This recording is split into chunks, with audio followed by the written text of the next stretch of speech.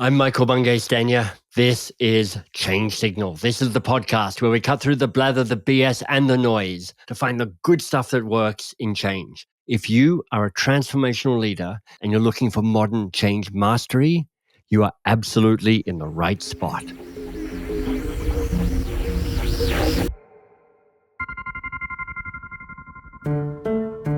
As you know, many of the people who come on this podcast are thinkers and writers. They're people who've got an interesting angle or framework about modern change mastery today. And I love talking to these people. But in some ways, I'm most fascinated by the people who are the practitioners, people who hold senior change leadership roles in big companies who are actually figuring out in these turbulent times just what it takes to evolve an organization. Just what it takes to have an organization stay human-centered. Just what it takes for an organization to figure this world out, because this world seems to be shifting and changing all the time. I mean, as an example, my conversation with Ann Gotti from Mondelez, that is a standout interview for me. Now, I've known Paulo Pisano for, at least 20 years. I think it could be as many as 30 years now, certainly somewhere in that range. Paulo's worked across different industries, different countries, and he's now working at a very senior level for one of the big global travel companies. And you'll hear about that in just a minute. Now, this conversation with Paulo is really practical. It's about how he sees change these days and the lessons he's learned from what has worked and also what has not worked. What I love about it is Paulo is not just a seasoned and smart executive. He's really curious and he's really heart-led as well. It's a delicious combination, and I think you're going to find this a fantastic conversation. Hey, Paulo, welcome. Thanks, Michael. You're too kind. Let's see if I can live up to the expectations now, right?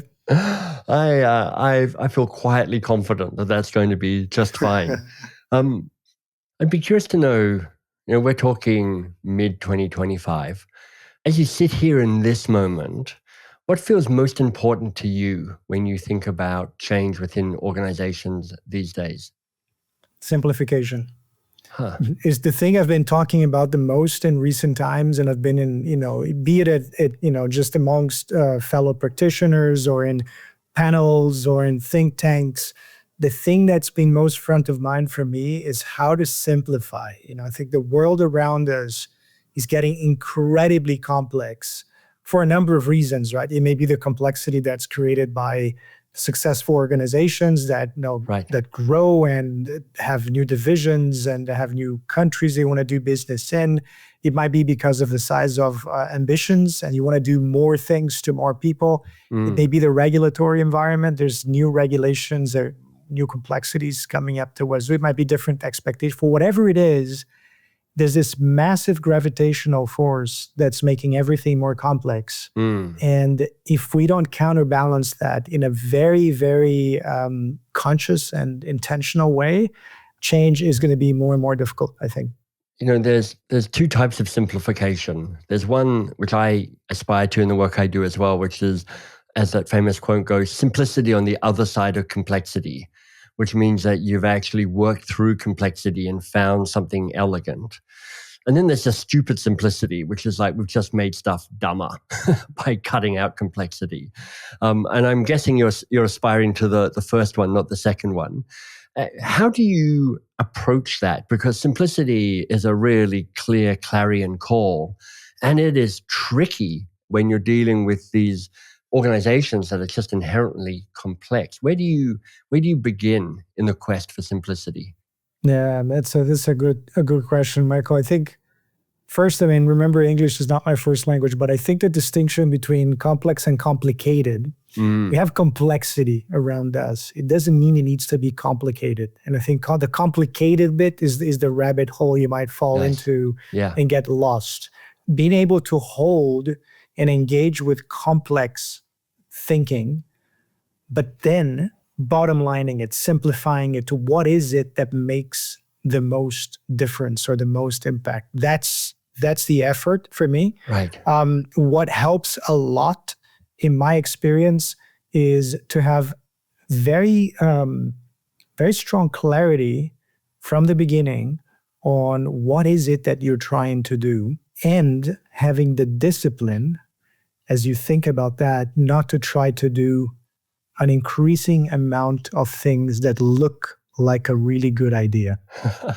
They say the art of strategy is saying no to the stuff you actually want to say yes to, and having that discipline. How do I do that, Paulo? and how do I do it in the context of sitting with a bunch of other senior people in an organization, a big organization that's got global ambitions, where there are always competing demands to say, actually, I think this is the most important. How do you find that discipline, not just at an individual level, but at that senior leadership level? Yeah, I mean, I think there's multiple layers to this. Let me see if I can attack some of them, because one angle I think about when I hear your question is, how do I help the organization prioritize and focus more effectively? Right. So in my role as a practitioner, or in my case as a leader in the HR space, I have, I'd say, an alibi, number one, to be across many different conversations in many parts of the organization. Mm-hmm. If I can do that, then through kind of listening to what people are doing, I can help be a conduit for better alignment, and I can nudge people around me or even promote specific instances where we're going to be converging towards fewer things that are more important for the organization. So that's one. It's me for the thing that I'm trying to support. Yeah. Another layer of this, which has the same characteristic maybe, but is a bit different, is, let's say the organization I'm working with has clarity on what is it that they're trying to do. Yep. Then when you move to me, my role as a change agent, there is, again, once more, a plethora of things that I could do to help support that. Yeah. That's the next temptation, right? Yeah. Which is, I may look at many things and say, gosh, I know I can add value to many of these things. And to your point, how do I resist the temptation to add value where I know I can add value, to making choices to those few things that will generate the most impact? Of course, I'm thinking to myself, well, I can resist anything except temptation. But truly, as I hear Paulo in this moment, it just reminds me yet again that the discipline of leadership is often about what you choose not to do. Part of that comes from strong dialogue with the business, is discussing with them and trying to figure out, of all the things we could do, that my team could do, that I could do, which ones are going to be most impactful for the work we have. Right. Part of it is generating, quite frankly, a network of support around me that's going to help me focus too. I had this conversation, I remember, with one of my teams, and we were reviewing one of our annual planning documents, and we had something like over 150 initiatives that we were working on. Right. And I'm like, oh my God, how did we get to 150 initiatives? Right, that doesn't feel simple to me. Yeah, but part of it was because of me. It's because I get excited. I'm curious. And the flip side of being curious and being excited about things is someone comes to you with an idea and like, yeah, why not? Wow, I can see that. Yeah. The same thing that leads you to why not leads you to too much. So I told my team, you have to protect me from myself on saying less yeses. Right. Exactly as you said, Michael, and saying more no's and funneling. Yeah. One of the things that this is making me think about, because you're talking quite a lot about the teams around you, is, when I first met you, I would have called you really a change practitioner. You were there and you were actually doing the change. Mm-hmm. My best guess is, because of the senior roles you hold at Booking.com and also the Booking holding company, is now you probably play more of a role as a champion or a sponsor. You're encouraging the teams that you lead to be these forces of change. What does it take to be a great champion, a great sponsor of change at that executive level? When I think about my role, I think I definitely have to act as a sponsor, but I think there's something to be said, particularly in our culture, something to be said around also rolling up your sleeves and being part of the process of change. We describe the culture across, I think, many, if not all of our companies in the group as high execution, low ego type of cultures. There's a very low degree of politics and a high degree of just getting things done. getting things done with quality, with rigor, with speed. So I think there's two parts to it. As a champion at a higher level, it's about being in conversation with a lot of different people in the organization, understanding the individuals who are most influential and in which ways they are influential, and helping them be more effective as well in how they influence their teams and how they become sponsors. So I guess there's an element of enrollment in being a leader, where you're not just broadcasting, you are enrolling people through dialogue, through conversations, through action. For us in particular, I think there's an element of being able to be hands-on and to get into a level of detail and a level of execution that's going to create an example of what we're looking for around us. It's something I've talked about with some colleagues is that the term I'd use, I don't know if this term exists. If it doesn't, maybe I'll patent it, but is a vertical agility, right? You have to be able to be very agile in operating at a high level, strategic thinking, long term, but also very quickly dive deep into the detail and be of service to what's happening at that moment. I think the same applies for change and for sponsoring change. That's interesting. I mean, I've heard of that kind of that T-shape before, where you have an expertise, but also a broad context, so you can understand bigger pictures, but you'll have a subject matter expertise, and that kind of gives that T-shape. But you're almost giving me the same T-shape, but more around a kind of holding a strategic view and getting kind of tactical and practical about things as well. Yes, exactly right. Paulo, if you were mentoring me on how to become more influential within my organization, how would you guide me? You got to be in conversation with the stakeholders of the organization. Right. It's not uncommon, even in this line of work, that people move too much into a transactional space because change, particularly big change initiatives, often have lots of moving parts. They have project plans. They have chronograms, timelines, whatever. You can get pulled into the tactical element of it and tick boxes and make sure you keep in the green and all of that stuff, and lose the connection to the critical people you have around you who are going to be kind of influences, et cetera. So before even talking about, kind of a charisma or good quality ideas or anything like that, if you're not in dialogue, in conversation, nothing else works. And you end up going into the tactical and into the broadcasting space, which I don't think is very useful. Well, let me double click on that if I can. Yeah, of course. That feels aspirational. Boy, it feels hard. If I've got various things breathing down my neck, the pressure to get things done, the pressure to help the other projects that I'm working on, the pressure to have a life outside work. There's just this default to let's make it transactional, let's make it fast. And one of the things that I've always admired about you and experienced with you is a kind of a generosity and a space and a presence when I'm talking to you. How have you cultivated that? I think change and influencing change is not an individual initiative. It's a team sport. One of the things that has enabled me to be in dialogue and in conversation is to have people around me who are better than me, happier than me, and are keen to stay into the transactional space. Transactional is not bad, and the project management, it's fundamental, it's foundational. But if it's the only thing you're doing, you might be missing the point. So the presence, I don't know for sure, Michael. I know that I've done a lot of work on myself over the years. I mean, I had something I don't talk to many people about, but when I was in school, I had, back in the day, I think it was undiagnosed ADD, and everything that I've read and learned and studied about it today says, my God, I was so into that space.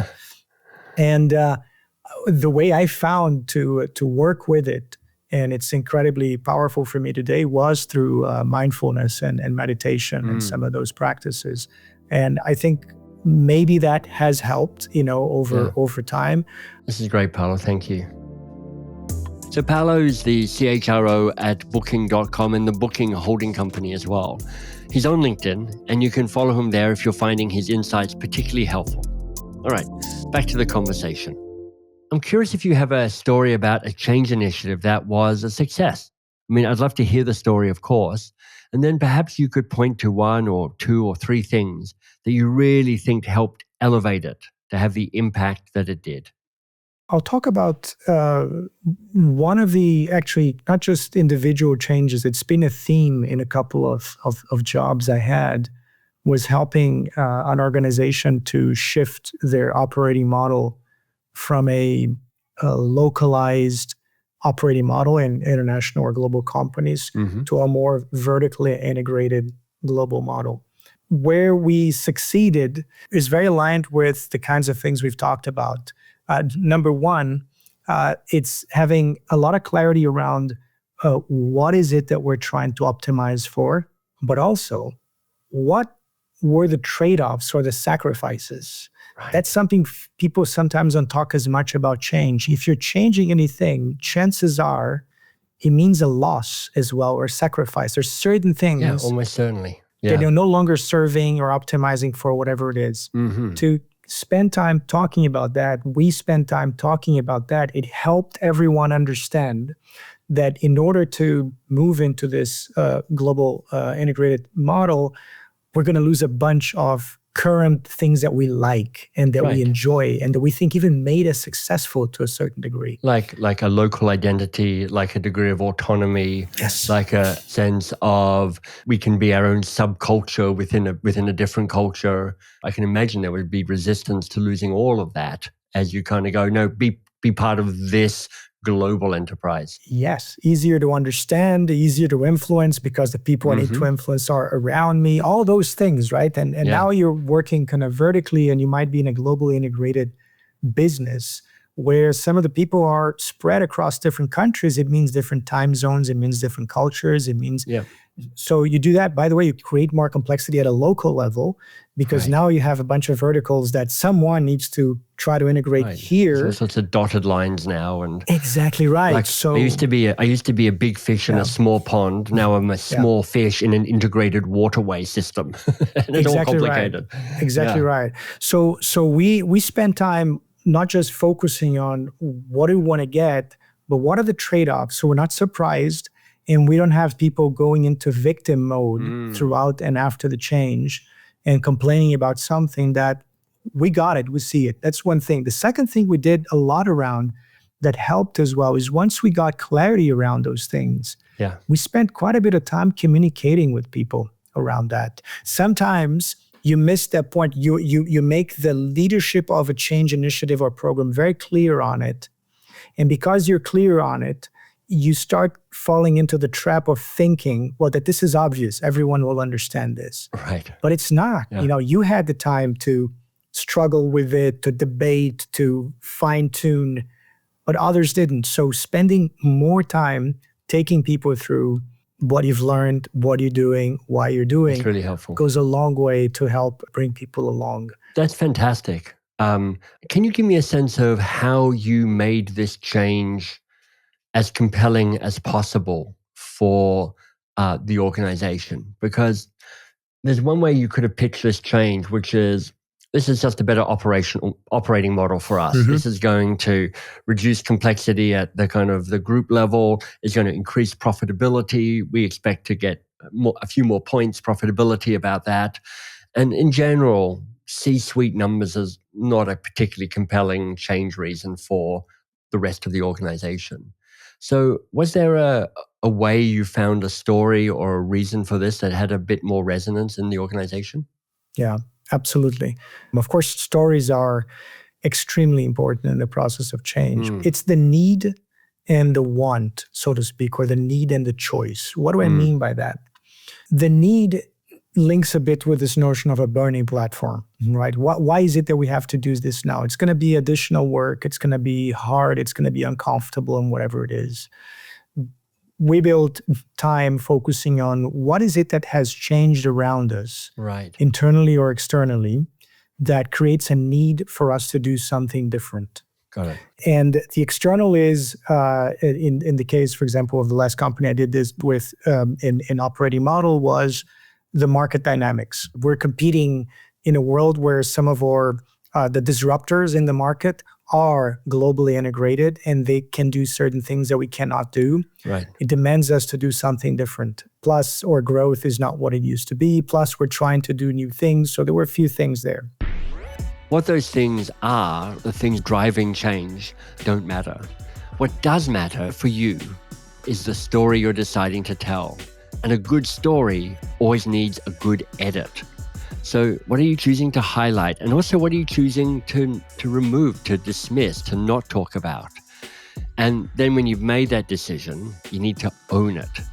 And here's what I mean by that. Actually, here's what Paulo means by that.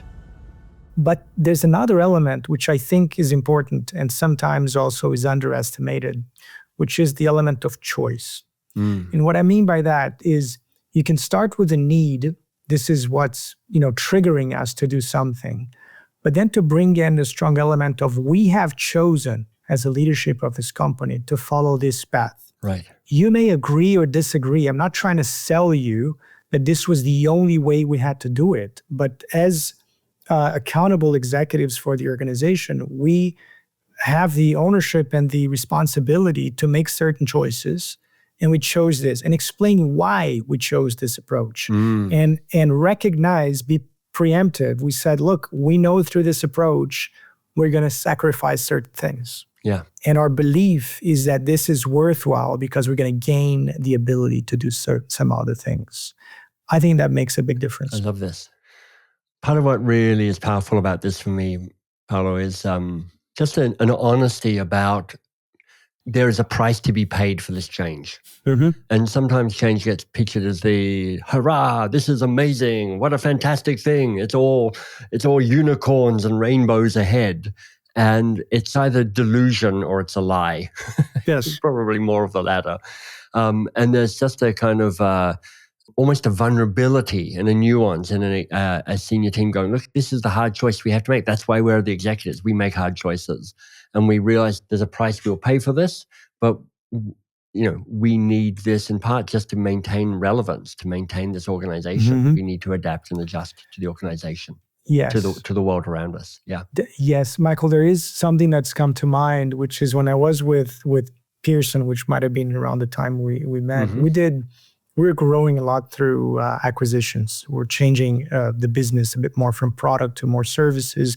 And that meant we did a lot of acquisitions of companies that were not like us. So companies that did complementary things to what we were doing. Yeah. And I must have been in maybe 20 of those, quite a few. And they're usually like smaller organizations. The process of integrating them, like with any organization, it's hard, right? It's not an easy one. Yeah. But after a while doing some of those integrations, we started realizing the natural patterns, right? And one of the higher level patterns you have on that is, smaller company gets bought by a very big and kind of successful company. The first thing they think is, wonderful.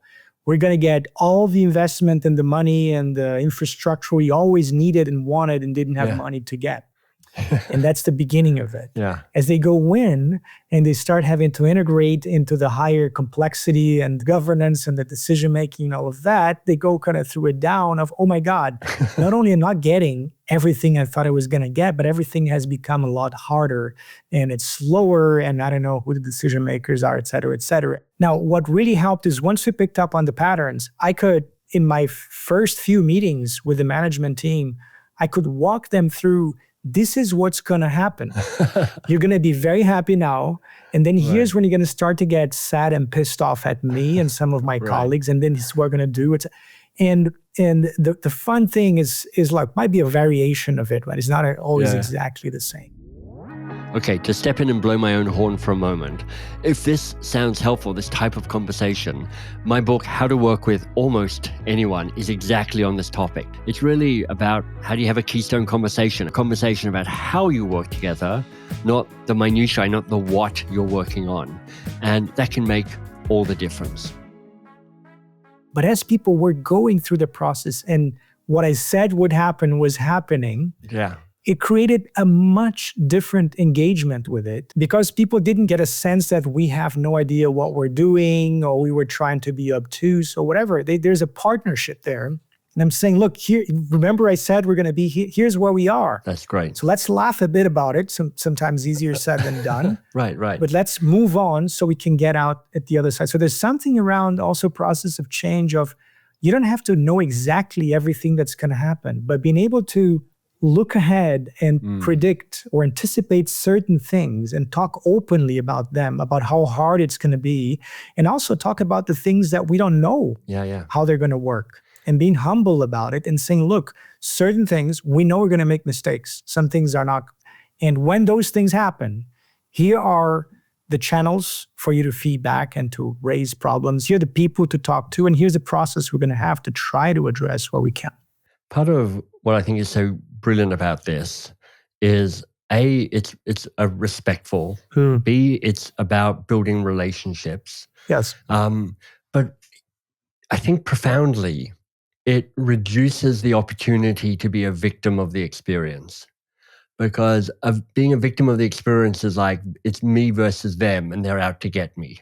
And what you're saying is, this is actually not a personal experience you're having. It's just a systemic experience. It is just the experience you have when you're being integrated into a bigger organization. And I love how you've just reduced the opportunity for people to play that victim role, because when you are part of a change process, that victim role is always nearby. You've given us some great tactics and clues already, but how else do you think about reducing the opportunity to play victim when people are going through change? Yeah, I mean, you've touched the topic of mindsets, I think, is when you talk about victim, is one that's very front of mind for us in my current job, for example, in the booking.com side of the role. In our case, we've been working specifically on 3 mindsets, and I think they're very aligned to what we're talking about here, change more broadly. Yeah. One is the distinction between being a victim or being a protagonist or a player. And the way we've worked on that was first through awareness, is creating awareness that, hey, this is a thing that we fall on, and all of us have it. All of us have it. Different degrees. It might be triggered more strongly or more weakly in different instances, but we all have it. Second is educating ourselves around, okay, so how do we deal with it? And then practicing, creating opportunities for people to practice how to shift more into what we call a protagonist mindset rather than a victim mindset. The other one is about curiosity, is about being more of a learner than a knower, which particularly at senior levels, right? Often you get to senior levels in organizations by knowing things. Exactly. I am omniscient. That's why I'm an SVP of something. Yeah, exactly. And then you miss the curiosity. And the other one we've talked about is one team, is being a collaborator, is rather than breaking the silo and getting that sense of ownership and accountability. So for me, what really helps on that is, yes, to build awareness for people that those things are real and the influence and the impact how we work together in the process of change. It's to provide opportunities for people to practice, and maybe opportunities for them to practice it in lower risk environments. Yeah. So then when it really matters, they're a little bit better at it. But it's also creating this sense of ownership where, look, there's going to be people with very different levels of seniority engaged in a process of change. But if you're not, remember the classic, I don't know where it came from, but if you're not part of the solution, you're part of the problem. Yeah. It's a bit of that. You can't be waiting for somebody else to solve it. You have to do your part and connect. And if you don't know how to engage with people around you or talk to your manager, so we've been really working on building that sense of ownership. I love this. Yeah. I heard a quote the other day, which is a tweak on that, which is like, you're not sitting in traffic, you are the traffic. Yeah, exactly. I think what's implied in all of those mindsets that you're bringing is people have some space to do all of this stuff. Because in some organizations, you just see people in a state of overwhelm with the amount of stuff they already have to do. And there just is no space to, cultivate a sense of action and protagonist, being curious, having space to practice. I'm wondering how you think about building and sustaining capacity within the organization so there's actually an ability to absorb some of this change. If you have clarity on what are the most important things and you can simplify, that in and on itself will help reduce some of the load. Yes. But the second thing that is really helpful, and we've been trying to do that to the best of our ability, not always successful, but more successful than not, is to build the work of changing mindsets or changing behaviors or even some of the support for the process of change, for building it within the existing workflow of people. Right. One of the things we talk about is let's do things better, not more things. Or in my team, I talk about doing fewer things better. I love this. For us, for example, we knew we had a lot of intact team meetings or cross-function team meetings. And those meetings already exist. They're in the calendar. They have agendas. They're trying to do things. Okay, let's use those meetings as an opportunity to practice and to improve. How do we run better meetings? And how do we bring in coaches or some help? Some of it is self-directed. Some of it might be a team coach coming in. We've trained some people internally to do that. Brilliant. So you're using existing channels. One of the hardest things of process of change is when people feel that everything about that process is coming on top of everything else that they're doing. Exactly. And whatever they're doing is going to be harder already during a process of change. Right. So you don't want to add on top of that a few more tracks on change management. You want to find what's already there and help them improve through that. Paulo, this is great. You know, when I think about some of the work we do at Box of Crayons, I'm just violently agreeing with you on this point. What has yet to be said that we haven't yet touched on in this conversation? Change is hard enough, even if you don't have resistance. Often you add to the process of change an element of resistance. And I find, even like from my own first-person experience, I was not as good earlier in my career in trying to understand the resistance to work with it than I am today. I was not as good as I am today. And I was more focused on, let's overcome the resistance. The resistance is something for me to find a way to, either I dodge it or I crush it. Resistance, or whatever it is, versus a perhaps gentler or softer approach that I have today, which is to try to understand the resistance, is to understand, is it something that is not being said, or is it very open and clear? Is it something that is really in opposition to what we're trying to do? Or is it something that actually we might find a way to honor what's important for that stakeholder and still do what we need to do? I have found that often, number one, just the process of engaging, to your point, with curiosity with stakeholders on that already helps start, if not dissolving a bit of it, building a bridge to explore together on that. And the chances are some of the stakeholders you might find resisting, they're acting in service of what they think is the right thing also for the organization. Right. And the other thing is also from the coaching space is the same way that we're going to trigger the heck out of people during a process of change. We get triggered as change champions or managers or whatever it is. So the ability to introspect and to understand you in that process is also critical, right? Because if you don't operate as a change agent from a centered and a balanced place, then you might be adding a lot to the difficulty of a process of change without realizing it. As you can probably tell, I really admire Paulo. He's committed to self-growth and learning. He moves gracefully between the discipline of strategy and the rolled-up sleeves-ness of tactics. And he's really committed to keeping his organizations not only successful, but also human-centered. That is a mighty impressive and rare trilogy. And thanks for your support of the pod. I mean, you probably know how I feel by now. A review is lovely, and forwarding a favorite episode to someone or posting it on LinkedIn is better still. This episode was so practical. I do think it's perfect for forwarding to other CHROs like Paulo or other C-suite leaders you might know who might be curious and interested in seeking and finding modern change mastery. Thanks for doing the work. I'm glad you're here.